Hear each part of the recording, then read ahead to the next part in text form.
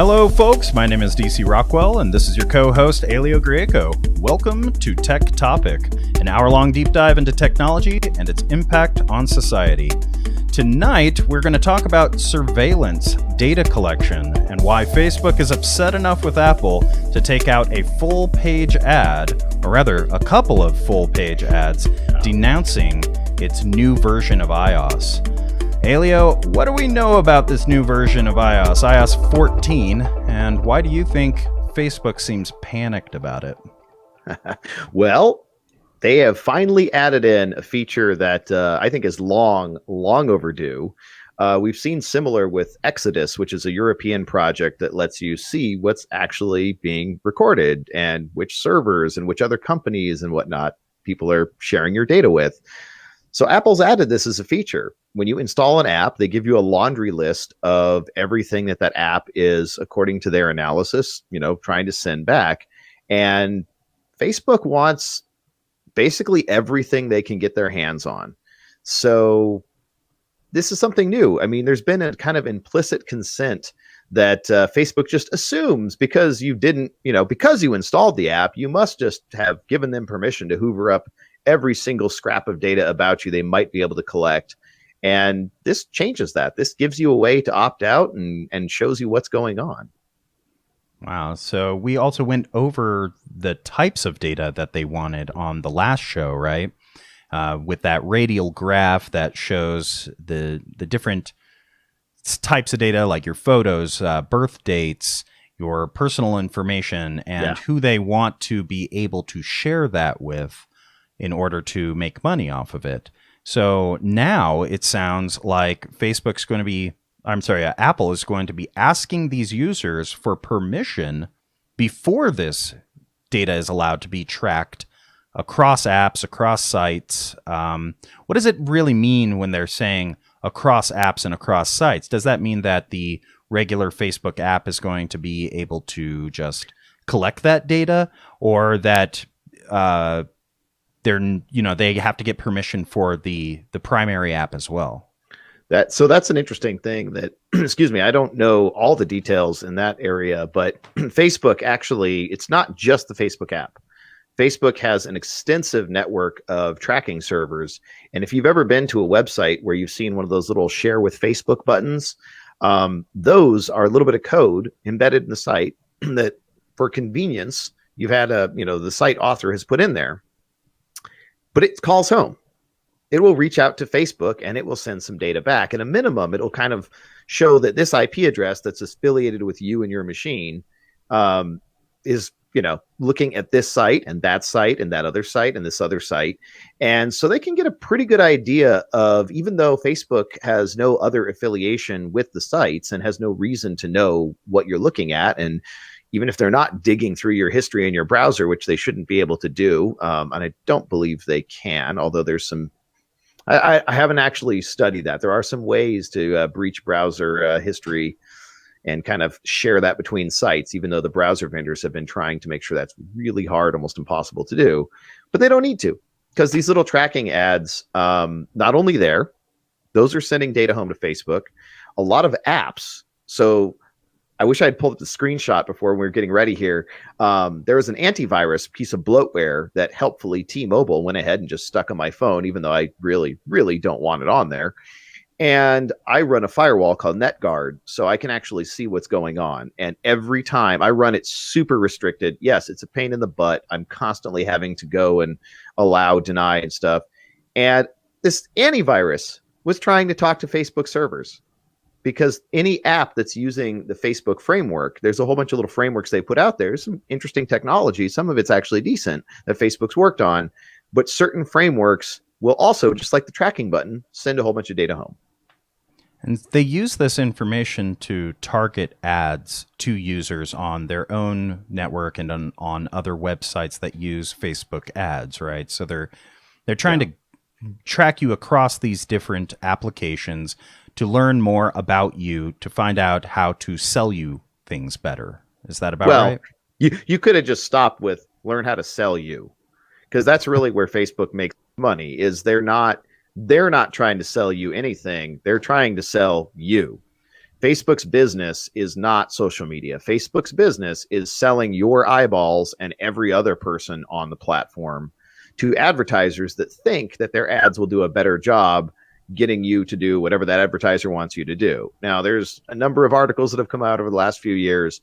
There's some debate as to how useful the Facebook ads actually are. And there's a lot of people saying lately that they're not that good. You're not getting very many conversions. They're not actually showing them to the right people. It's kind of a ripoff.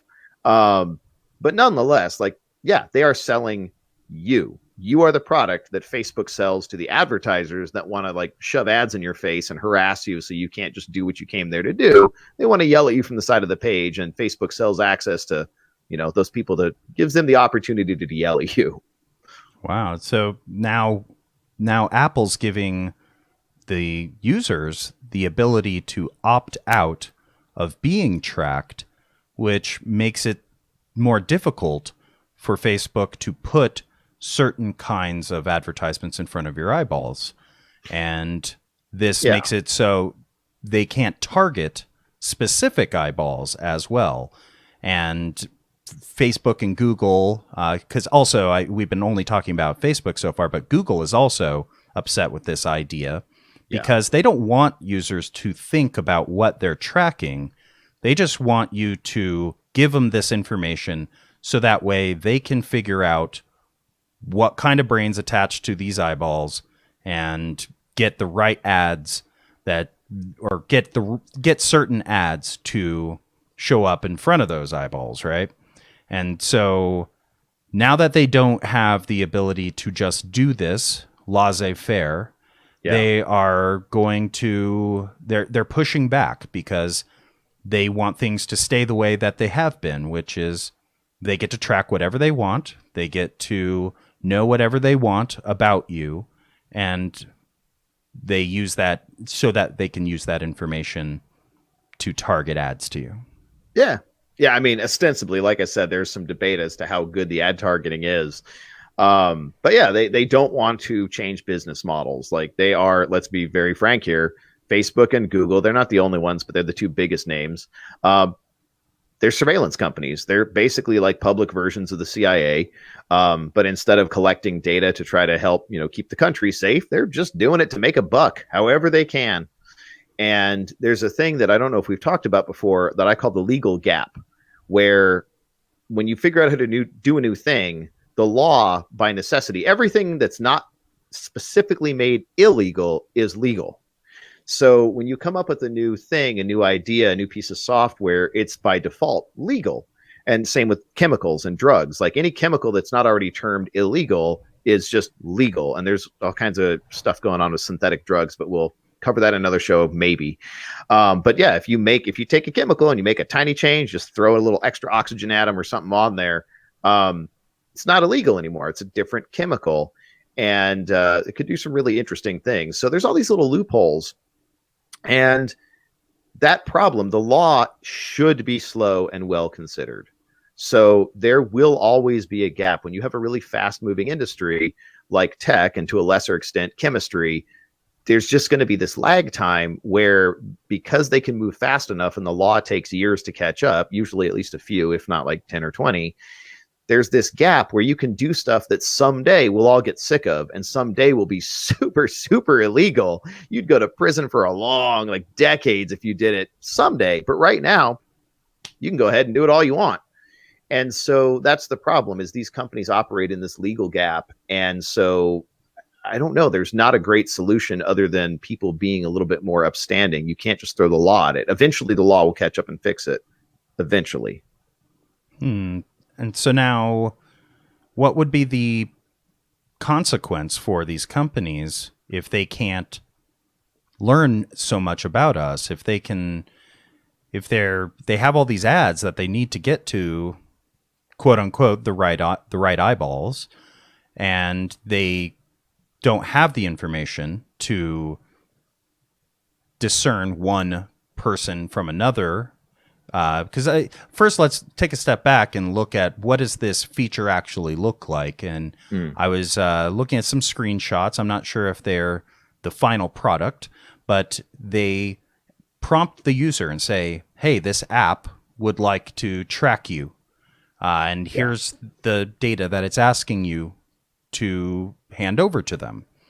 And so it gives them, and then it gives them the option to opt out of that and say, no, I don't want that. Tell them that I don't want this information. So if most people, like I can see myself getting a prompt like that and saying, well, no, I don't want you to have that information. First off, will Facebook even continue to operate, or does that just mean you have to not use Facebook? Will they force people to click yes on that? I guess that's something we'll have to just find out. And then the second is, if most people do, if this is a trend where most devices will try to catch up to this and also offer the same sorts of opt-out features, what will this do to Facebook once the consumers know what information they were actually harvesting? People won't want to give their data to the company. Ads won't be as targeted, and they're going to be less.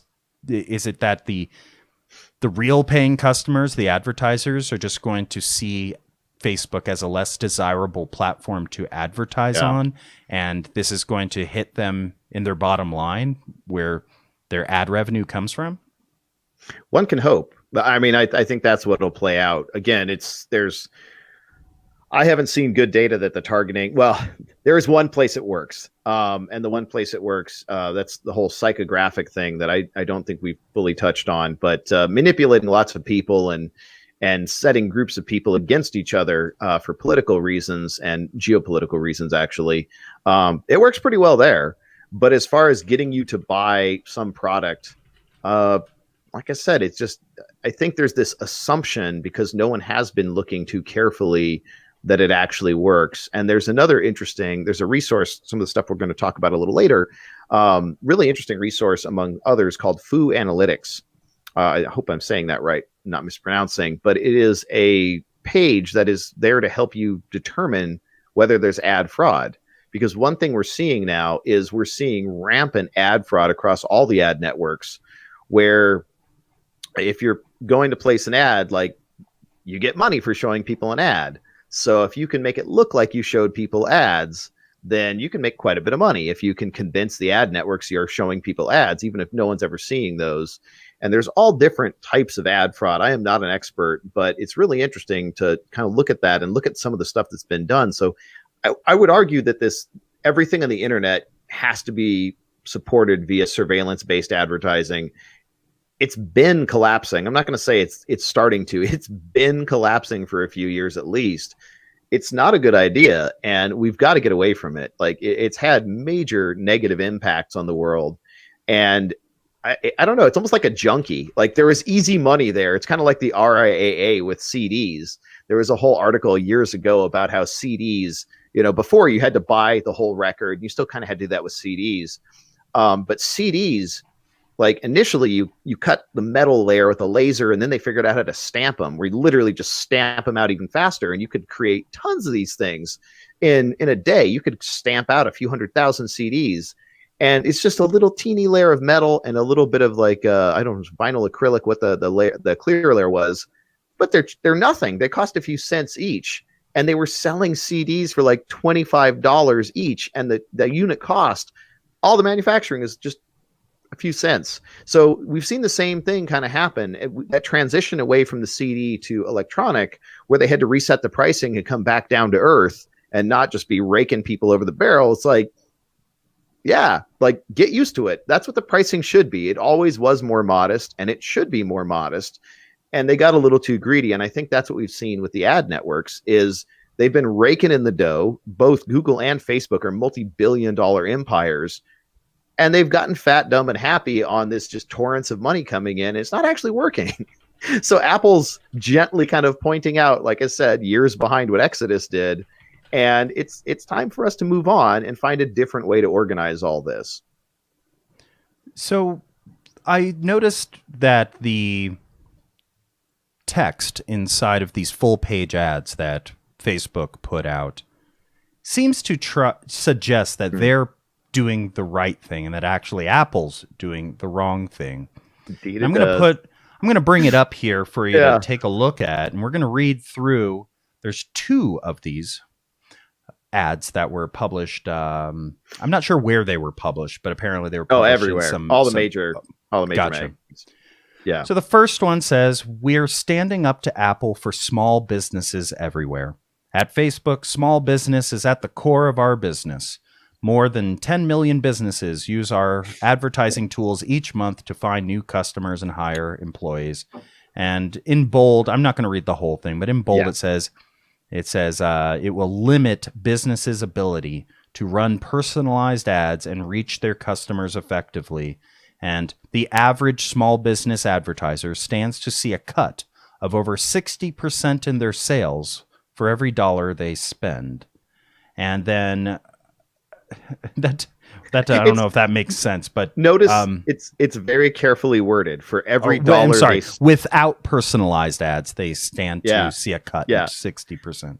So they're not giving us anywhere to actually double check these numbers to make sure that that's actually like it is that effective. Because again, I've seen at least 3 articles showing that no, it's not very effective. And we've all gotten ads for random stuff, and you're just like, why are you showing me this? I have zero interest in that at all. But the other thing is like the wording on there. I think we picked that apart last time on a different issue. That bold paragraph right in the middle there, the average small business stands to see a cut of over 60% in their sales for every dollar they spend. So they've left off a few words to make it sound really scary that they spend on advertising on Facebook. Those words should be in there, but they just leave it in there like, oh God, small businesses are going to lose more than half their money. No, they're not. A lot of small businesses are word of mouth. There's loyal customers. Like I buy stuff and I actually help out some small businesses locally. Go to the farmers market, support local businesses. A lot of that's mouth to mouth. Like, yeah, some of those people, like, sure, you'll do, a Facebook ad occasionally, but a lot of the small businesses that have played with that hadn't been great. It hasn't done a whole lot for them. It maybe brought in a few more people, but it's not what keeps the small business running. It's not what keeps it healthy. That's actual people in the community coming in. So this idea that, like, again, it's very carefully and yet sloppily worded that they're going to lose half their revenue because Apple's doing this, because Apple's letting you know how invasive Facebook is complete BS. This is a great example of not actually lying. Nothing they said was untrue, but careful phrasing and careful omissions that will lead an intelligent person reading that without really analyzing it will come to a conclusion that is false. And that's not accidental. And it 2 main points here for me would be, one is that most small businesses diversify their ad spend anyway. So this is Facebook would just be one place that they're advertising. They're also going to be advertising in local supermarkets, and they're also going to be advertising in maybe on radio stations or on, when my family's small business, they would buy ads on the radio, and those would be played to people. I'm not sure how popular terrestrial radio is still, but I imagine it's still, one of the places that you can advertise. And there's certainly more places you can advertise than Facebook and Google. And then the way it's worded is strange, because if we boil this down to what they're really saying, is they're saying if people are allowed to choose what data they share with large corporations, then small businesses will be devastated. And and to me, that's, if they really worded it just like that, it's a weird statement to make. Yeah. It's not, it doesn't seem as convincing as the fluff that they have here. But okay, but there's also a second ad. So here's the second ad. And did I get the same one twice? I think I got the same one twice up here. It's this one here. Okay. Yeah, Apple versus there's more. Right. So this one this is even better. That's awesome. Let's see if we can get one we can read. I love it that Apple versus the free internet. That this is a common strategy in politics, marketing, etc. It's like naming the bill the Clean Water Act. Like the bill that relaxes all the regulations and allows people to just dump tons of pollution straight into the drinking water supply. and you name it the Clean Water Act, which is literally the exact opposite. And saying Apple in this case, by giving you more control over your data, is is harming the free internet. First of all, we need to make the distinction, which is commonly made in open source. There are multiple types of free. There's free as in beer, as in you're not paying for it and someone gave you a free beer, and there's free as in freedom. And there is a weak argument to be made, a very weak argument, but it's there, that a lot of the internet, unfortunately, has become driven by advertising, and you're not paying for it with money. You're allowing all these companies to just surveil the heck out of you. Like it always amazes me if the CIA was like, hey, can we just like put a microphone on you 24/7 and put microphones in your house, maybe a camera or two, and people would lose their mind. And yet they go out and spend hundreds of dollars on smart devices, which are exactly that, except not the CIA, some sketchy company that's like, how can we make more money? You know, it's worse than the CIA. Anyway, just insane. So that's the deal, is like we've given up any semblance of privacy, which is a terrible trade, so that we can have some free sites. And a lot of people, if you ask them, they're like, well, it has to be that way. People want the free internet. And what they're conveniently ignoring, or they're just not familiar, is decentralized systems like BitTorrent, like Freenet. There's literally several dozen of these that have been around, like Freenet for 20 years, or are in progress right now, newer stuff like IPFS. When you do a decentralized system, every person contributes to the infrastructure as well as gains from it. So we can still have, quote, free services without having to give up all of our privacy. Right. And just real quick, the second ad from Facebook says, Apple versus the free internet. Apple plans to roll out a forced software update that will change the internet as we know it for the worse. And their argument is that your favorite free sites like cooking sites or sports blogs are able to make these sites free to you due to ad revenue, and that this is going to hurt their ad revenue and force them to charge for subscriptions and force them to find other ways to monetize their content. And, I don't want to get too much into that, but that's their argument. The main point here is that Facebook is arguing for pro-surveillance. Mm-hmm. They think surveillance is a good thing, or at least it's good for them. And that's the main first topic here, which is surveillance by corporations like Facebook and Google and even governments. Governments can compel corporations to surveil, or they can undermine their corporate security and secretly surveil through them or through the backbones of the internet, through telecoms, things like that. So surveillance, Facebook is arguing, is a very good thing. Are there places where surveillance is a good thing? Like, for example, security cameras, perhaps, or places where, in a bank, you would have cameras going in case it gets robbed, things like that?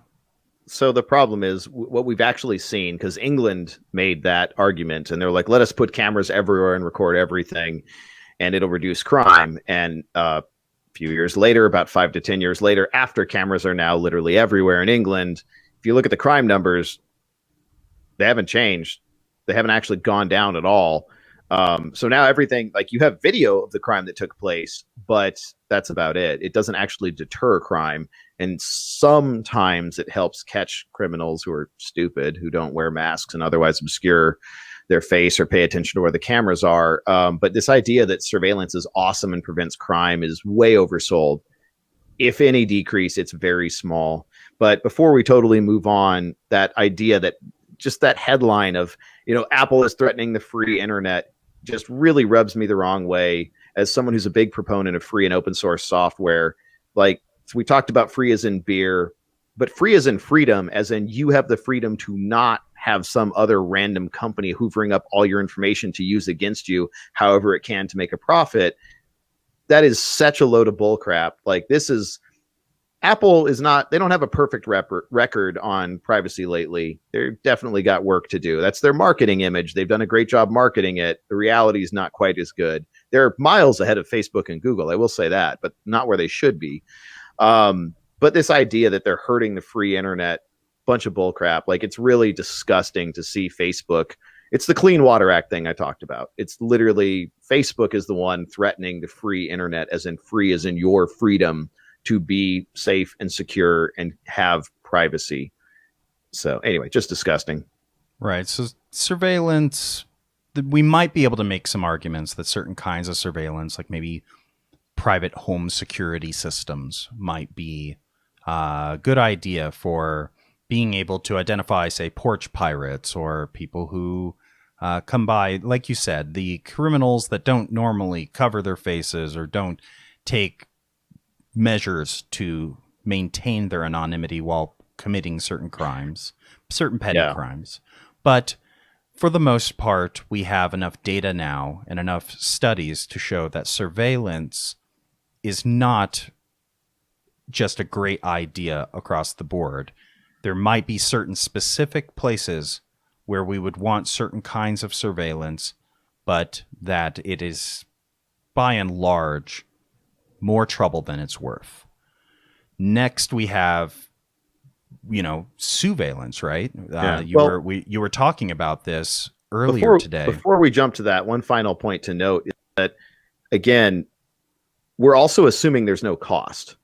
And we've actually seen a lot of cases where people will post stuff on Facebook, and this doesn't technically go under surveillance, but similar can be done with smart devices that learn your schedule. And we've seen an increase in robberies where, robberies are high risk. You might run into someone, they might harm you. So you don't want to go there when they're home. And so if you can know for sure that they're not home, then it's a lot easier. So having surveillance can be a liability. It can lead to, if that data is not properly secured, which it often isn't, that data can be used against you. So this idea of like, oh, what's the harm? We'll just put some cameras in. Well, the harm is you might get robbed. There is actually a lot of harm that comes from having unnecessary surveillance.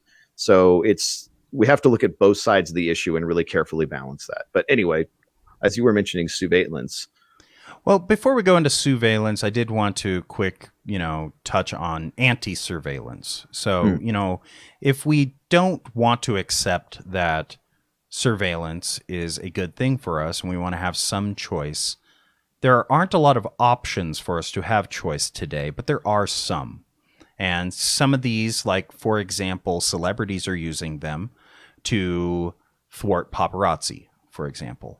There's certain kinds of clothing you can wear that at night, if you're going to use flash photography toward them, that it's going to bounce back some more light and ruin their picture, for example. You spoke of a technique, maybe you can quickly touch on that, called chafing, which works online for surveillance. Yeah, so chaffing comes from... it's like an airplane. If you've ever seen, there's countermeasures in a lot of military airplanes where they'll drop flares, or if it's radar-based threats, they'll drop just like shredded tinfoil out the back. And the tinfoil reflects the radar waves, and you just see this big opaque, it's kind of like an octopus spewing ink. It's the radar equivalent of that. And so the idea is we could do the same thing, and we can create chaff. And this comes from chaffing and winnowing rice. You have all this chaff, this garbage that you want to get rid of, and you want to winnow out like the actual grain you're interested in. And there's some interesting projects. I've set up a repo, the awesome Sousveillance repo, and it's tools for keeping track of surveillance. And I'm starting to add some stuff in there on how to counter surveillance as well. And there's 2 projects, and some of these projects are useful and some of them are more almost performance art. But there's one called Track Me Not that was more of an art project that I forget the whole deal with that one. And again, it's not really actively maintained, so I haven't kept up on that.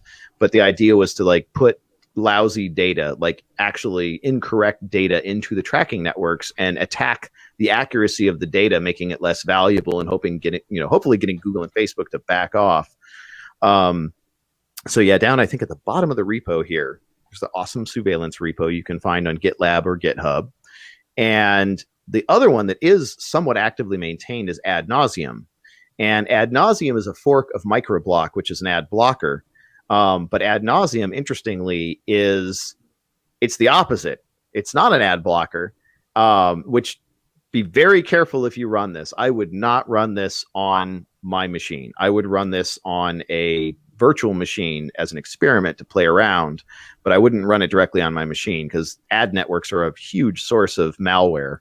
But what this does, instead of blocking the ads, it simulates a click on every ad on the page. And so the idea is, by clicking every single ad that ever gets shown to you, rather than revealing your preferences and what you're into, you're just literally creating noise. You're just finding the feedback cycle, and whatever they show to you just clicks everything, and then they show more stuff, and it just creates this feedback cycle where it just, whatever the attractor is in that system is where it ends up, which is probably nowhere near your actual interests, and it just throws garbage data into the system. And I've toyed with making a version of this that you could set up on something like DigitalOcean, where it would copy over some of the tracking cookies that they've set on your device you actually use and throw it into a virtual machine and then run Ad Nauseam for like a few hours just to chaff the hell out of your data. And that way you're not putting your machine at risk, and then just delete the machine. So be careful running that, because again, ad networks are a major source of malware. So tread carefully. I have a warning in the repo about that.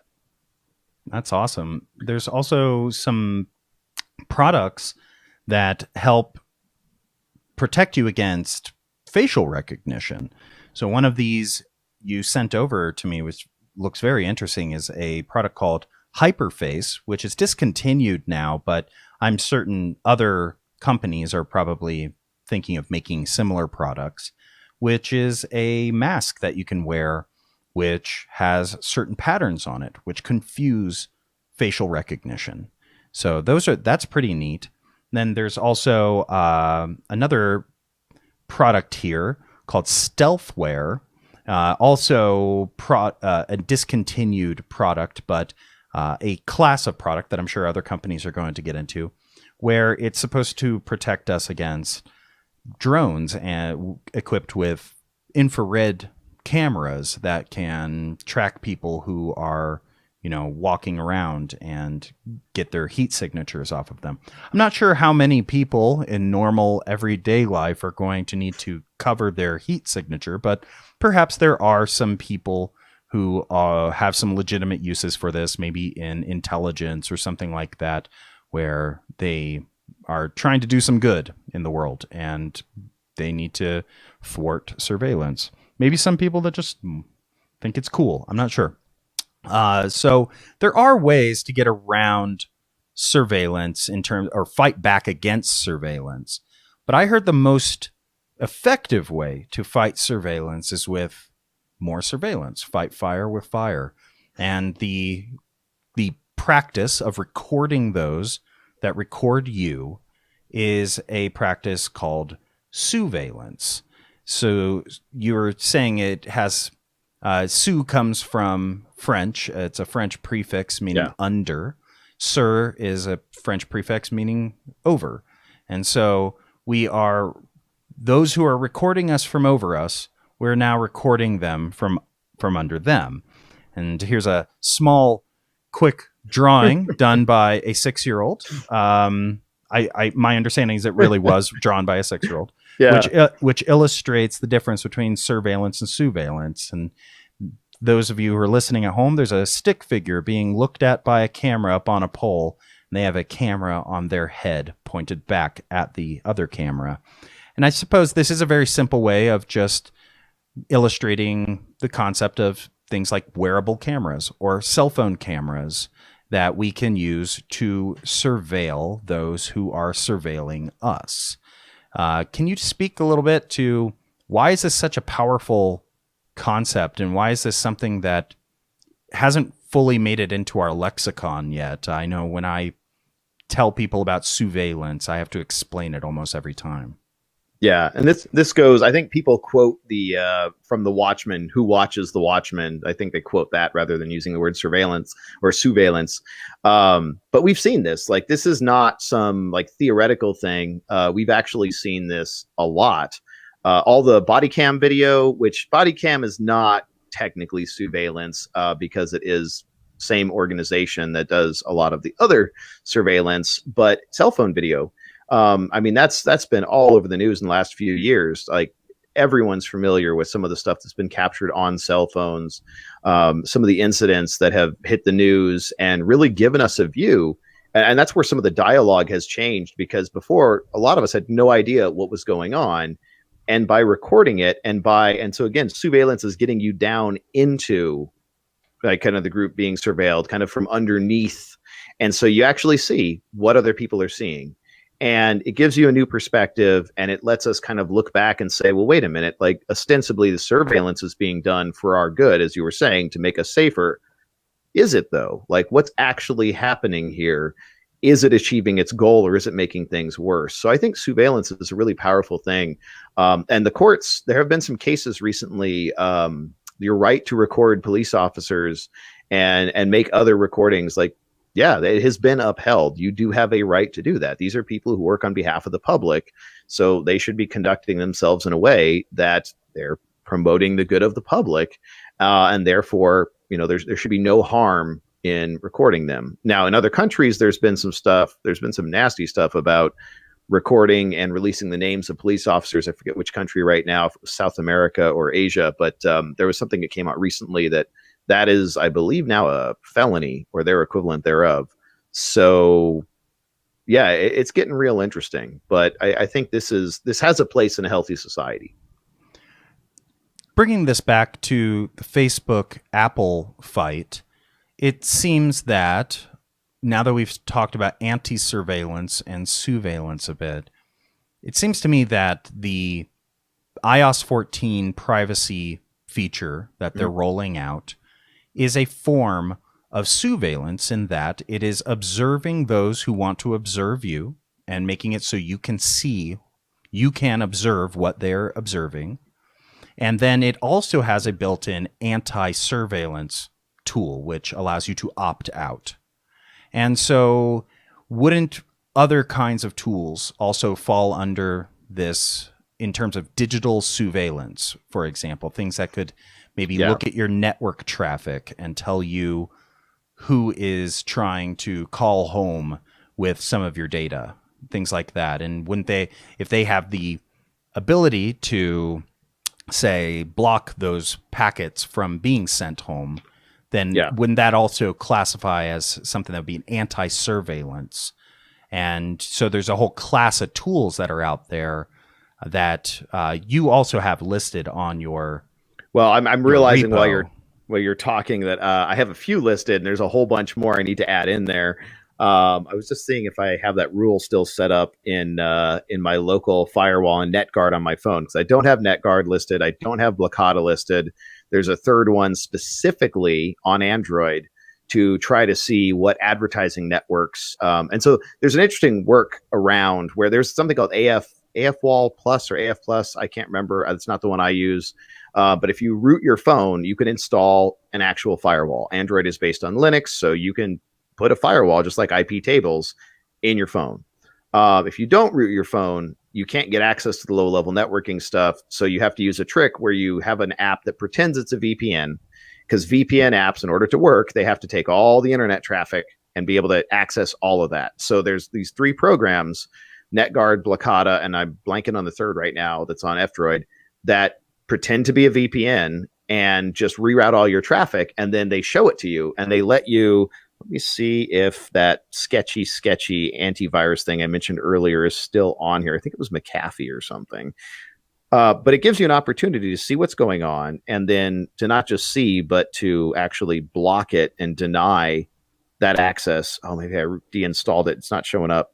Let's see if I can find another one when you're talking. But yeah, there's some great tools. There's more sophisticated stuff as well. You can put in a network proxy. I think Burp Suite, if I remember right, is a common intercepting proxy. I think there's some newer ones as well that I not been doing red teaming stuff. It's never really been my main area, but I'm not up on that right now. But there's a number of tools if you want to see what's going on your phone or on your computer.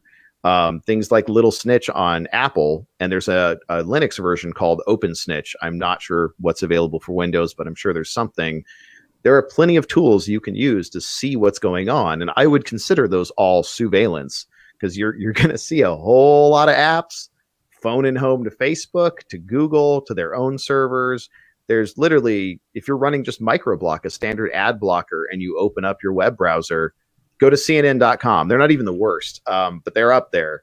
You will see a host of other domain, like dozens of additional domains that have nothing to do with showing you the news, but have everything to do with collecting that data that Google and Facebook and this whole network of data brokers use to try to target ads. Yeah, there's one bit of software that I used on Windows, which was called Glasswire. And it's a little rudimentary in terms of what it allows you to do. I think it's, for the most part, the free version is only Sousveillance. So it will just tell you what kind of traffic is going on your machine. It will pop up and say, hey, we noticed this new thing that is calling home. And the premium version is enabled to allow you to block it, but you can't block it with the free version. But So another example of surveilling the traffic or the applications which are trying to use your network traffic in order to surveil you. And then back to your repo, you have a couple of tools here, like for websites, Who Targets Me is a browser extension which tells you which entities are targeting which demographics with advertisements. Exodus Privacy is an Android application, or it analyzes Android applications to look for embedded trackers and lists those to you. Blacklight scans websites and reveals specific user tracking technologies that are on the site. There's a few more here as well as some web extensions for Firefox for visualizing the HTTP requests between websites in real time. So surveillance tools are very useful for folks who want to know how are they being surveilled on their computer. I imagine there's a lot of room for new tools and improvements in this space, but that's partially what Apple is doing, right? Is they're providing more core tools that are built into the operating system for being able to perform these types of surveillance surveillance actions. And then also going one step further, they also give you some anti-surveillance tools as well.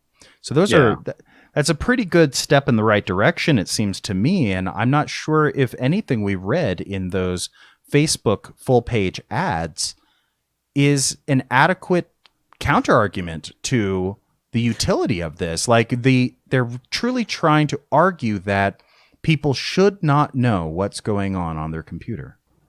Yeah. And I don't have that old, I deinstalled it, but I do have, there's a call blocker I use, and I can try to hold this up to the computer. I should have sent you a screenshot beforehand. But there is all of those in red.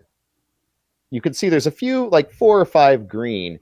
All of those in red. You have Crashlytics, which is crash tracking. You have all kinds of stuff. There's reports, Crashlytics. So you just showed us your phone, and it has probably 100 lines of data that are on there. And I would say it looks to me like 90% of them are red. So the red ones are the trackers, meaning your phone is just full of trackers, right? Some of those are legit. Some of those are not. Google actually, annoyingly, has made it really, really hard to block their tracking. I'm sure accidentally. So they actually have a beacon network that helps them provide location services, but it's also a source of tracking data. And so Google reaches out to any and every server. And if you fire up Google Chrome on your computer with a firewall, without even opening a tab, just the blank tab that it starts with, it's already reaching out to dozens of Google servers. So I don't understand why it's doing that. I could see if it's, again, something like Freenet that's fully decentralized. You would expect that kind of behavior where it's trying to bootstrap into the network and trying to, figure out what the peers are and all that. Google's not really decentralized. So what it's doing, what it's reaching out to with the no tabs open in a blank Chrome instance makes me a little nervous as someone in computing. I'm like, what are you trying to pull? What if you were downloading a block list, you should be hitting one URL and calling it good. But it's literally dozens. So it's really, that's kind of why I've given up on Chrome, is because it's impossible to lock it down and block tracking servers. It's just, there's too many, and doing the research and looking up the assigned name, the ASNs, the assigned network numbers, it's just too much work, and that doesn't give you the granularity you need to track, to like actually effectively block tracking servers. So there's one way for them around it, is just make it talk to everyone and everything, or not work, and you kind of have no choice. And that's a form of anti-surveillance. Well, or sorry, it's a form of actually. It's actually a form of anti-surveillance. It's well, no, you're right. And surveillance. It's to make sure the surveillance keeps going, and it makes it really hard to keep an eye, because now these servers, they don't really have meaningful domain names. So you're not like, oh, that's DoubleClick, which is an ad network. You're like, that just has an IP address. It doesn't even have a reverse domain name. Like, I don't even know what that is. I have to go look it up and look at the ASN and say, well, I guess Google owns it, but I don't know what it actually is. And I don't know if it's malicious. It could have been something compromised. It could actually be a malicious, like, malware domain, but I can't make any judgment about that because it just has an IP address. So what would we call something that's against anti-surveillance? I mean, is that counter anti-surveillance? Got to think about that for a second. Counter anti-surveillance. Yeah, I think that works. I think that. And then we have also counter anti-sousveillance, which would be one big example of that would be the Facebook ads that were put out. They are trying to counter anti-surveillance and convince people that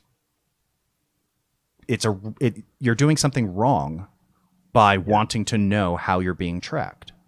Yeah, there was an article quite a while back that I this was before I started archiving them, where I could pull it right up. But quite a number of years ago, I heartily agree with it, and they talked about how this idea again that ads pay for the web. If you block ads, you're a bad person. No, I fundamentally reject that. This moralizing of advertising.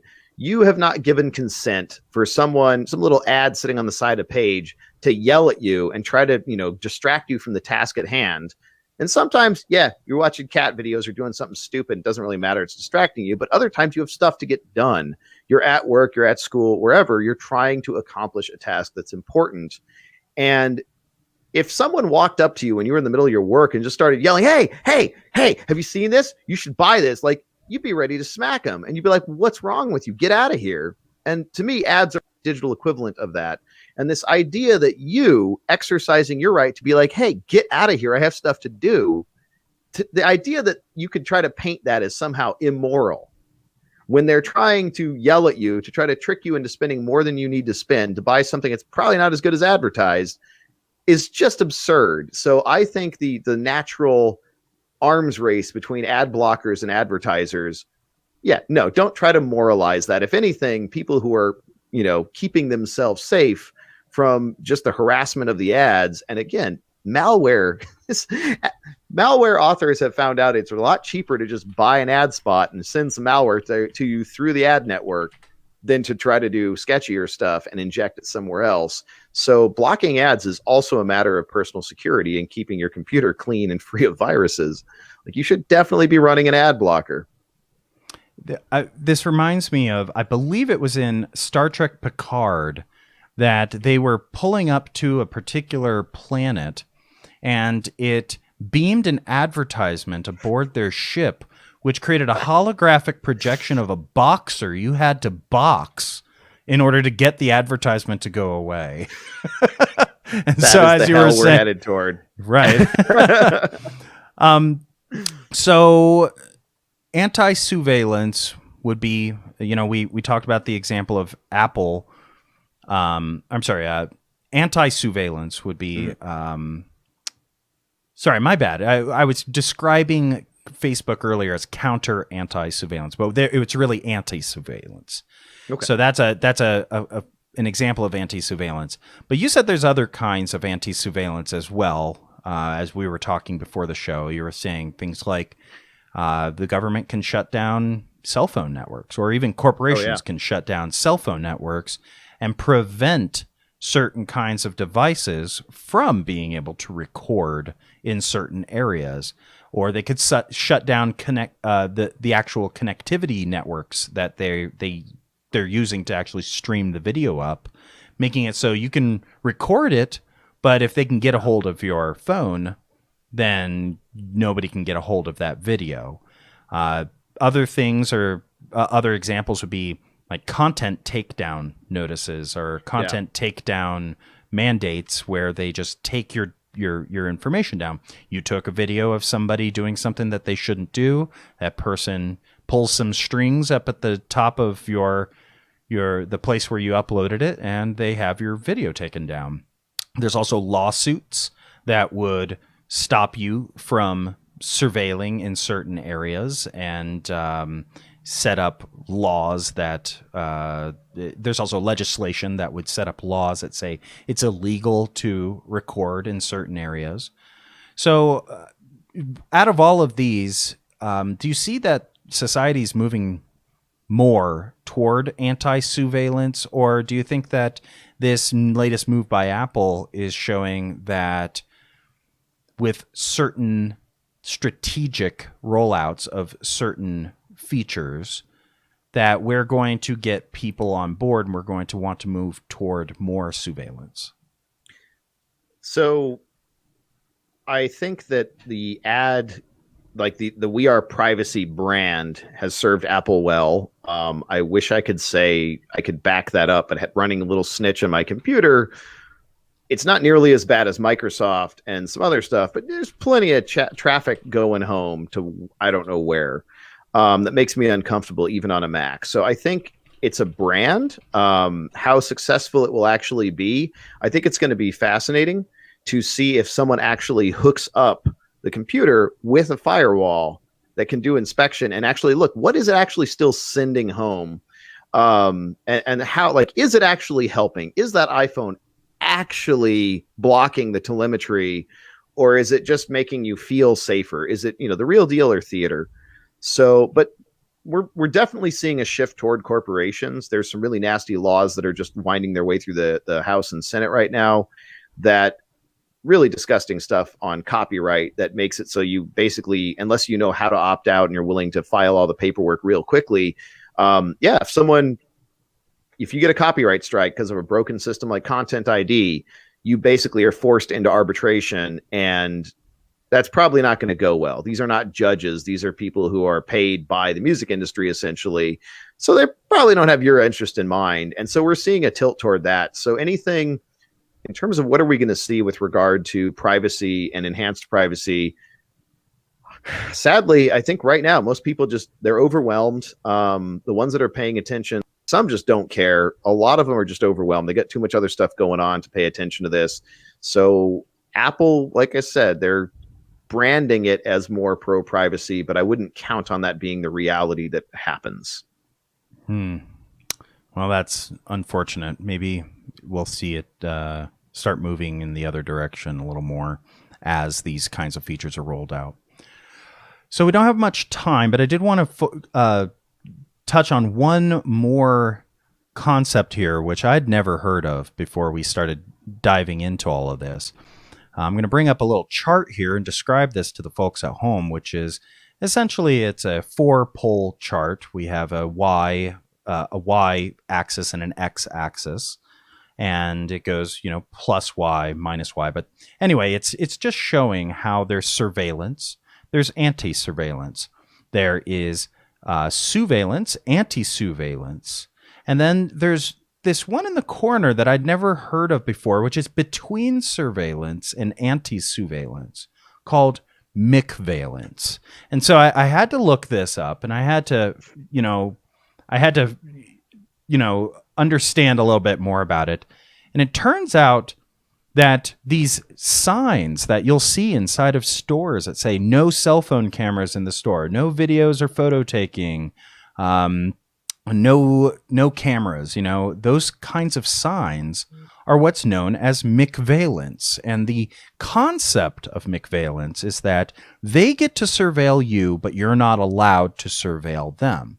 It's a form of anti-surveillance. And one of the most interesting things I saw on here was a QR code that's set up inside the store that it acts as a honeypot. It says, scan me. Use this smartphone to scan this QR code and get more info. And when you scan it, it lets the store know that you've broken their rules and you're actually using your cell phone in there. So it's yet another form of sneaky anti-surveillance. What do you think of the idea of McVeillance and its opposite on this chart, which is univalence, basically that everyone gets to surveil or veil, watch everybody else? Yeah, I think that's, I don't know, I think just put plainly, it's hypocritical. I think anyone who wants to record you and doesn't want you to record them, probably not doing good things. Probably not a good organization, probably not a good person. Like the equality and the ability to have reciprocity in your actions. Like that's what I look at. In tech, obviously we have people throw NDAs in front of us all the time and, non-disclosure agreements. And I had one guy throw one, the last guy who threw one in front of me. He's like, oh yeah, and we'll just sign this. I'm like, how much are you paying me? He's like, what do you mean? I'm like, well, how much are you paying me? I'm like, I'm signing up for a lawsuit. You can't sue me right now, but if I sign that, it gives you new ways to sue me. So are you paying me like $40,000? Like, how much do I get? Because I'm not just going to sign up for a lawsuit for no reason. That's stupid. And he's like, oh yeah, okay. Versus one of the NDAs that for a project we're working on is symmetric. So it says, okay, we're both entering into this in good faith, and we're not going to share any of your secrets, and you're not going to share any of our secrets, and either one of us that breaches this has cause for action. I'm like, okay, I'm okay with that. I'm okay with us not exchanging money because I'm signing up for a lawsuit, but so are you. So it's symmetric. We're both benefiting equally. So yeah, anytime there's asymmetry there, watch out. That's a smell that you got to pay attention to. It's not a good thing. Well, it essentially means that one of these parties at least doesn't want to be held accountable for what might happen. Yeah. So univalence or anti-McVeillance is interesting too. But I couldn't think of a lot of examples of it, things like just non-compliance and saying, hey, you know what? Sorry, I'm gonna do it anyway, right? And then of course there could be counter anti-McVeillance, which is okay, we're gonna kick you out of the store. There is also removing the McVeillance signs or covering up. Actually, like recording, I think you're probably okay. It's not, law. It's the store's rules, so they can kick you out, but that's about it. But yeah, you start moving signs, you could actually be in trouble legally for that. Probably a misdemeanor, but still. Yeah, or putting a sticker over the QR code so people can't accidentally, take the picture of them. So McVeillance, though, it is interesting, and I think it is one of those.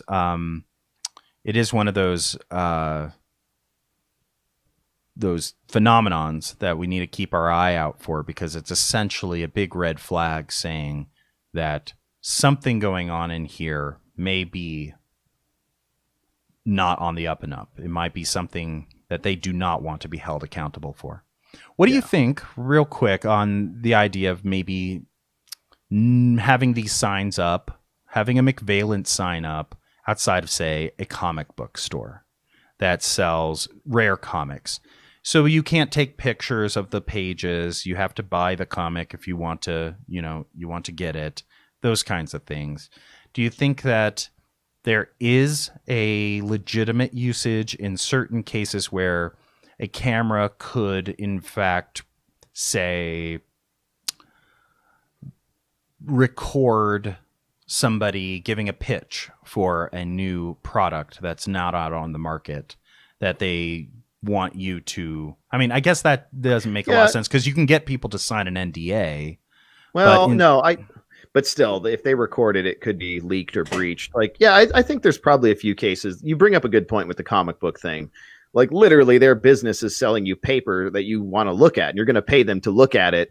So if you can go in there with a phone and just snap pictures of all the pages, then that's not real cool, right? That undermines their entire business model. I don't know if I'd go as far as calling it theft, but it's pretty close.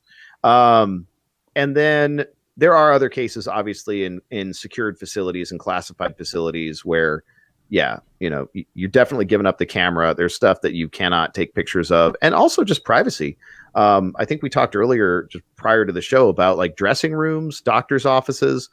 I think there are, just because you see a sign saying no filming, I don't think blanket that's a sign of misdeeds. Like if it's a grocery store and they're like no cameras, all right, but really though, like what's going on here? But yeah, if it's a doctor's office or a comic book store or something where, that makes sense. That totally makes sense to be like, hey, no cameras. Like, don't be taking pictures of people when they're, undergoing medical exams. Not cool. Not cool at all. So. Yep. Well, that brings us to the end of our show and the end of our hour. But we do have one bonus for everybody, which is we found an image which compares Mark Zuckerberg to Santa Claus. So we're going to bring that up real quick, and we're going to do a quick rundown of the differences and similarities between Santa Claus. First, what do Mark Zuckerberg and Santa Claus have in common? Well, they both know everything you do. They know when you've been sleeping. They know when you're awake. They know when you've been bad or good. But only Santa Claus gives you gifts. Only Santa Claus has a nice bushy beard. Only Santa Claus enjoys milk and cookies, as far as we know. And only Mark Zuckerberg sells that information to companies. Yeah, I'm sure Santa would be a lot less popular if he was, selling money, selling your information, making a little on the side. So even with the gifts. Don't mean to be cynical, but we still don't know where he stores all that information and how secure it actually is. It might have been part of the SolarWinds breach, for all we know. PolarWinds, maybe. PolarWinds. There we go. All right, folks. Well, that brings us to the end of our hour and the end of our show. We appreciate that you took some time to listen to us here on Tech Topic. We will have another episode for you next week. So subscribe and rate this episode if you thought that it was good. Helps us out in those podcast ratings.